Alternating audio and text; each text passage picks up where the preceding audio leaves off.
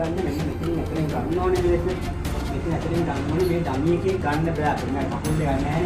ඉතින් ඔයාලා මෙන්න මේක අරගෙන ඒකෙන් අපි හරි ගස්ස ගන්නවා උස.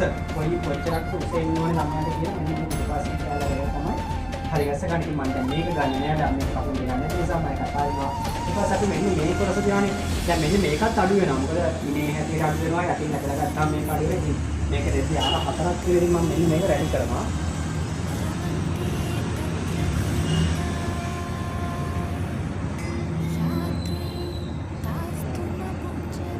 දැන් ඔයාලා කියන්නේ එතරම් රෙඩි ගොඩක් තියෙනවනේ නෑ. මෙතන මේ ප්‍රශ්න ටික අපි තාම දන්නේ නෑ. මෙයාට කොච්චරක් ලොකු ප්‍රමාණයක් වගේ මෙතන රෙඩි වැඩි කරගන්න පුළුවන් මෙයාට.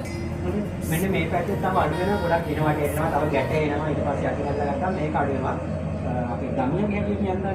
ඊට අපි මෙන්න මේක දානවා මෙන්න මේ ඇතුලේ. මේක ගොඩක් අය කරන්නේ මෙන්න මෙතේ තියෙන ගහන ඕනේ එහෙම ගහන්න එපා. මේක කරන්න ඕනේ මේක යටින් දාලා දකුණු පැත්තේ කකුල ගාවට ගන්න. මෙන්න මේ හරියට විතර ගන්න ඇතන දැන් ටික. හැබැයි නීට් එක ටයිට් එක තියාගන්න පුළුවන් නම් අයන් එකක් කරගන්න ඒක. මොකද අපි අයන් කරලා දෙන්නේ නැහැ. අයන් කරලා දෙන්නේ නැත්නම් මොකද අපි දන්නේ නැහැ නේ ඔයාලගේ සයිස් එක කොහොමද ඔකට දාගන්න ඕනේ කියලා. ඒක ඔන්න ඔය වගේ අරගන්න. මේ මෙහෙම ලස්සන ෆ්ලිප් සයිඩ් ගස්ස ගන්න. ඊට පස්සේ මේක ගාන නීට් එක හරි ගස්ස ගන්න ඕනේ. ඊට පස්සේ අපි මෙන්න මේ කොටසේ මේක තමයි අපි ෆ්‍රිල් එක කියන හරි ගස්සලා තියෙන කොටස. මේ කොටසින් මෙන්න ඒක වහ ගන්නවා මෙන්න මේක.